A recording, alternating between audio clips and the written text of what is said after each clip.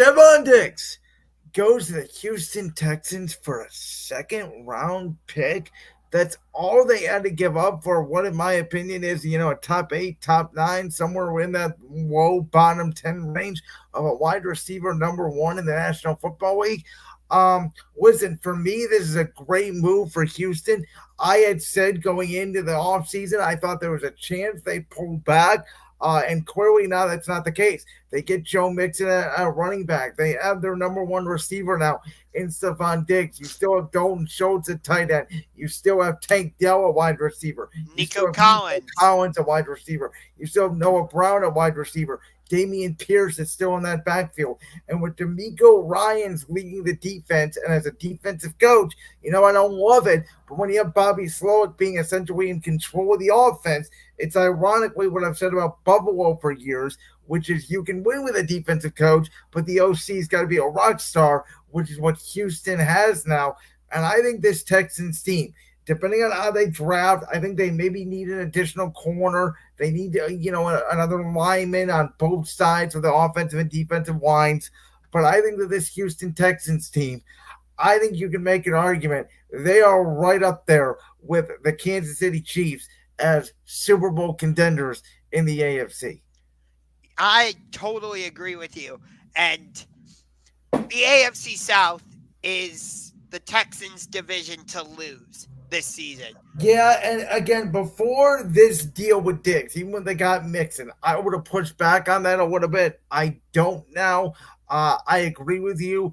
As much as I like the coach and Shane Steichen, I just don't think the talent is there yet. As much as I think Jacksonville is going to bounce back and have a very good year, all of a sudden, that AFC South has gone from maybe the worst division besides the NFC South in football to one of the best. And it just goes to show you, as I've been trying to explain and sit here on, whatever podcast I've been hosting or co-hosting or been on or whatever, in the NFL, you can be a terrible team. You can be dog crap for a decade. If you get the quarterback right, you can go from bottom to near the top in a year or two. That is the NFL way. You get the quarterback right, you draft right, you load up with weapons on the rookie contract, and away you go.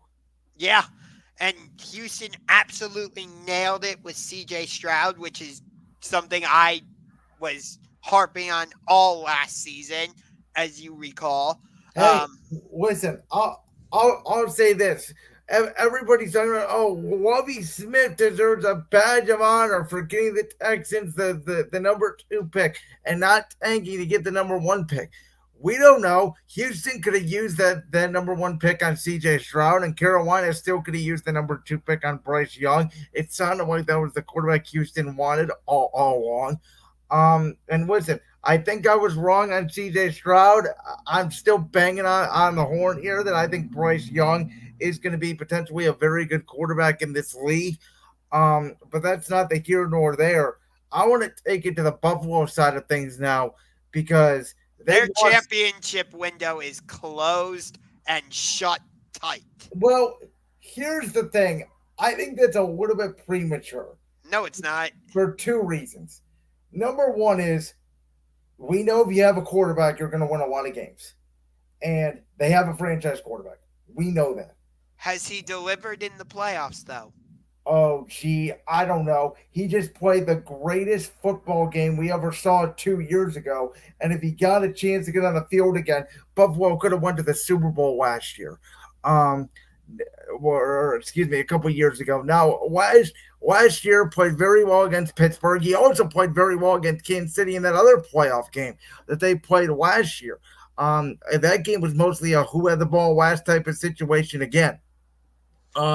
Now, I will say this. Josh Allen's very talented. I think what Joe Brady has done, he's come in, he's cut the turnovers down. They're more of a running the football team now with James Cook and with Dalton Kincaid now at tight end. But this draft is so deep at receiver that I'm not the biggest fan of Buffalo this year. They've lost a lot of defensive talent. Both their safeties, Jordan Poyer, Michael Hyde gone, Tre'Davious White's gone. They lost some other pieces as well. But if you go out and you get a number one wide receiver in this draft, which I think Buffalo could potentially do, their window it may not be as good as what it was, but they're not going to go completely into the cellar. They are still playoff contenders. If you want to say their Super Bowl window is completely shut, I don't know if it can be when you're a playoff contender, and as long as you have Josh Allen. But I don't think this Buffalo team is going to necessarily just go away. Yeah, but you still have the New York Jets if Aaron Rodgers can stay healthy. Oh, I am willing to place a bet with you right now that, and I'll wait till after the draft. But if Buffalo and Miami don't make any significant moves at the draft, if Aaron Rodgers stays healthy, the Jets are going to win that division. So, okay, so you have the Jets, you have the Dolphins, Who you have the Texans, up and you down? you have the Jaguars. The Colts could be a factor. You don't know. You have over in the AFC North, you have Baltimore, Pittsburgh. Pittsburgh still has to be included Yes, I because do. Cincinnati, because they're getting Joe Oh, Burrow back. the AFC is absolutely stacked. The worst team right now is New England and Vegas, and even Tennessee has made some moves somewhat. I Um, don't think the Raiders are going to be one of the worst teams because, I well, it depends on who they get a quarterback. right, which That I've heard rumors they're trying to trade up to get Jaden Daniels. I've heard that as well. And New England, it sounds like maybe they just want to take a bridge here with Brissett. I don't know. It's very interesting. I just know one thing: the AFC is stacked, and Jim Harbaugh has came over now. I mean, you can make a case for like 13 or 12 teams for 7 spots. So, That's my point though is I don't know where Buffalo fits into the well, conversation they're now. definitely in that wild card. They're in that 5 to 12 window with all those good teams. Miami, uh, Baltimore, because I think Cincinnati is going to win that division this year if Burrow's healthy. So you got Baltimore, Pittsburgh, Jacksonville, Indy, the Chargers, who I think absolutely will make the playoffs this year. I think that's the best bet you can make on the board the whole year with I Jim wouldn't Harbaugh coming in dismiss the year one. Raiders either. Yeah, not in that division. Not in that division.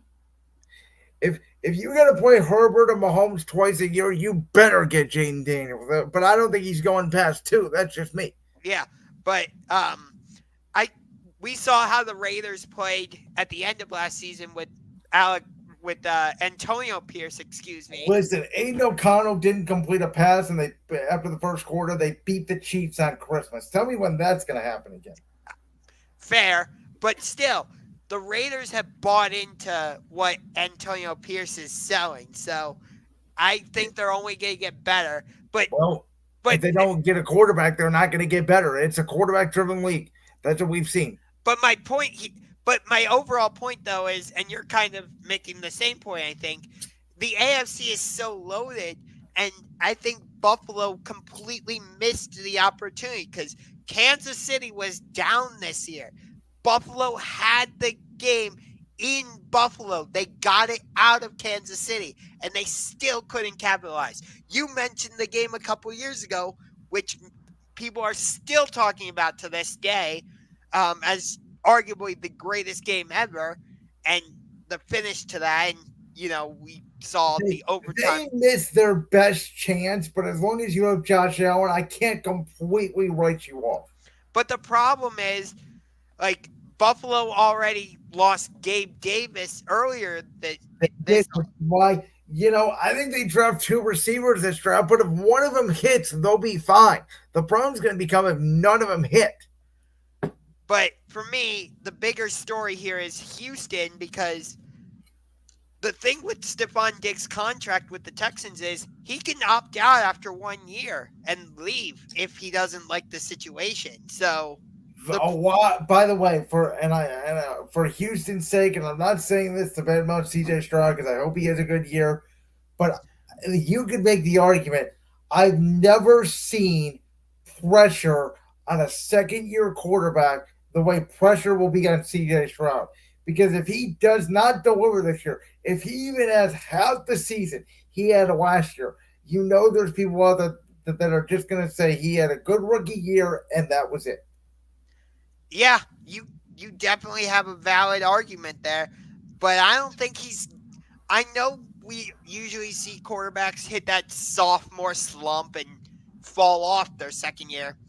From what I saw of CJ Stroud, I don't think he has that gene in him. I think he's only going to continue to get better. The Texans clearly believe in him, otherwise, they wouldn't have made this trade. So, yeah, This is the year. This is their year to go make a run of the AFC Championship game because if you don't and something goes wrong with Diggs and Stroud and in the AFC you're in, I think it's going to take Kansas City maybe another year to rebuild their receiving core, especially with who knows what the hell's going to happen with Rasheed Rice after that horrible situation. I think the Texans, much like we said about Buffalo, this is their year. Go take advantage. yeah, because even though Kansas City has won back to back Super Bowl championships, I would still say the Chiefs are vulnerable right now. Well, but I would also say, as long as you have Patrick Mahomes and he went back to back Super Bowls, that you should also be the favorite to repeat. I don't disagree.